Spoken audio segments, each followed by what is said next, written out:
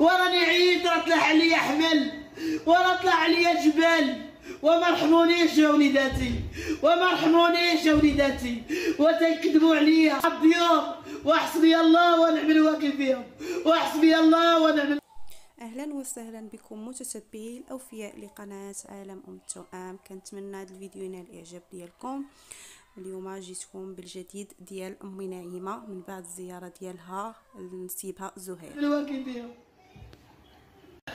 تبارك الله عليكم وليداتي، كي درتو كي بقيتو كي درتو شويه كي درتو مع الصحيحه خارج الوطن وداخل الوطن، وليداتي العزاز عليا.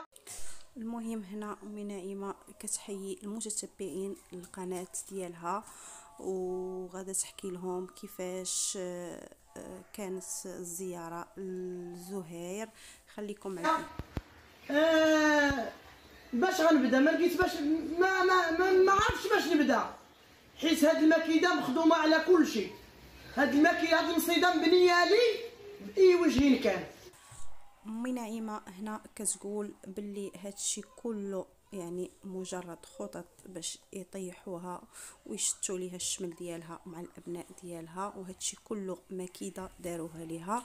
مهم نتبعوا الفيديو ونستمعوا. المهم اللي دارها ربي هي اللي كاينه، واللي كانت مكتوبه لي في كرش امي هي اللي غدوز عليا، حيت اي حاجه ما كنديروهاش حنا. اي واحد كيساهم منها درنا ودرنا ودرنا، لا. المهم الاخوان، انا باش عجبتني امي نعيمه وهي انها كتامن بالقضاء والقدر، وكتقول باللي هادشي قضاء وقدر وهادشي مكتاب عليهم. يعني غادي يوصلوه وغادي يعيشوا هاد الحاله كما كتبت عليهم انهم وصلوا لهاد المرحله من الشهره، ويعني الحال ديالهم تبدل من الأسوأ الى الاحسن. يعني اي حاجه راها قضاء وقدر، وهادشي هو اللي خصنا نامنوا به جميعا، وان كل شيء قضاء وقدر من الله سبحانه وتعالى. الله اللي تيقدر، الله اللي تيقدر، واللي كانت مكتوبه غدوز على هذا الوجه هذا غادي تدوز عليا بالقدره الالهيه. وعندي مسمى مني كنت في كرش دمي، انا ما كندير حتى حاجه. كلامها معقول وانا متفقه معها في هذه النقطه صراحه. والاخر ما كيدير حتى حاجه، والاخر ما كيدير حتى حاجه.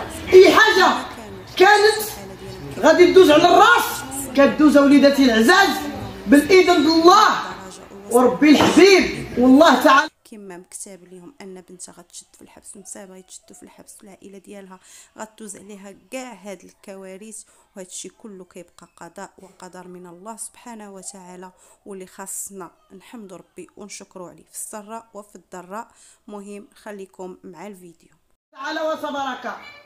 غادي ندوز نعطيك نص كنصور، غادي ندوز غنشكر الناس ديال الواتساب، الناس الواتساب اللي كتدخل الاوديو كنجاوبها، واللي كتخلي.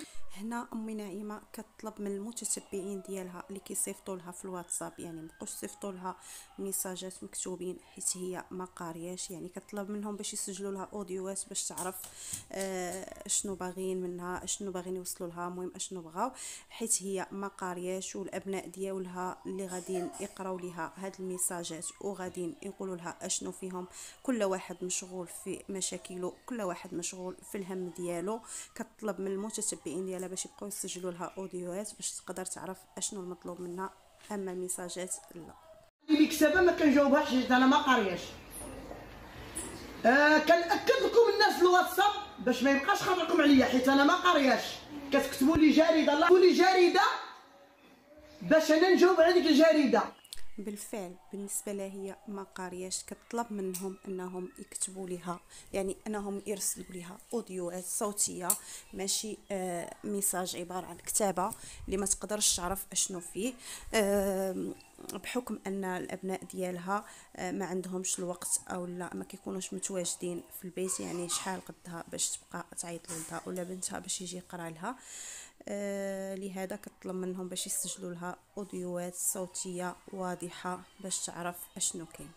انا ما قارياش، والولاد اللي غيقراو لي كل واحد عنده همه، حتى واحد حتى سير بناني، ها اللي عند المحامي، ها اللي لهي، ها اللي مشات لهي، ها اللي طلعت للسطح مشات التصبين، ها اللي خرجت تقدا. كتقولوا لي عندك ولادك ولا انا ولادي في هذه الساعه. هادشي اللي وصلت له امي نعيمه والعائله ديالها صراحه شيء مؤسف. كنتمناو ان الامور تقاد عندهم، وكنتمناو الفرج للبنت ديالها مريم ان شاء الله، والامور ترجع كيف ما كانت، ويرجع الصلح ما بينها وبين الاخت ديالها. هادشي اللي كنتمناو. عندهم مشاكل. الواتساب عبر لي غير الكتابه، انا ما قارياش، ما كنعرفش ديك الكتابه شنو مكتوب فيها. كنتمنىكم تخليو لي اوديو واخا فيه غير بعض الكلمات باش انا ملي غنسمع الاوديو غنرد عليكم. هادو وكيف قلت لكم باللي امي نعيمه كيف كتسمعوا كتطلب من المتتبعين ديالها باش يرسلوا لها يعني ميساجات صوتيين، يعني اوديوات، ما يبقاوش يرسلوا لها ميساجات مكتوبين لانها ما كتقدرش تقرا، وحتى ولادها اللي غاديين يوصلوا لها الرساله ما كيكونوش متواجدين في البيت. هادشي اللي كطلب به لحد الساعه امي نعيمه صراحه حاله خايبه وصلوا لها هاد الناس. كنتمناو من الله سبحانه وتعالى انه يفرج عليهم ويدير لهم شي تاويل ديال الخير، ويطلق سراح بنتهم مريم وولدها ونسابها صراحه، والله يشافي الاخت ديالها فتيحه. ونتمنى من الله سبحانه وتعالى انها يزول هذا الهم ويزولوا هذه المشاكل كاملين وترجع الامور صافيه كيف كانت. كملوا معايا الفيديو. الناس الواتساب، وكنعطي تحيه للناس الجاليه اللي كلهم واقفين معايا. واحد الكميه ديال الجاليه ما عمرها تواصلت معايا ملي بديت القناه. وهنا امي نعيمه كتوجه تحيه الجاليه المغربيه المقيمه بالخارج اللي وقفوا معاهم في هذه المحنه ديالهم وساندوهم وتواصلوا معاهم، وكنطلبوا من الله سبحانه وتعالى انه يطلق سراح مريم ويشافي الاخت فتيحه، والله يدير لهم شي تاويل ديال الخير. ونتمنوا من الله سبحانه وتعالى انها تقاد الامور بيناتهم وترجع للمياه لمجاريها ان شاء الله. كنتمنى الفيديو يكون خفيف ظريف عليكم. تلاقاو فيديو جديد اخر ان شاء الله.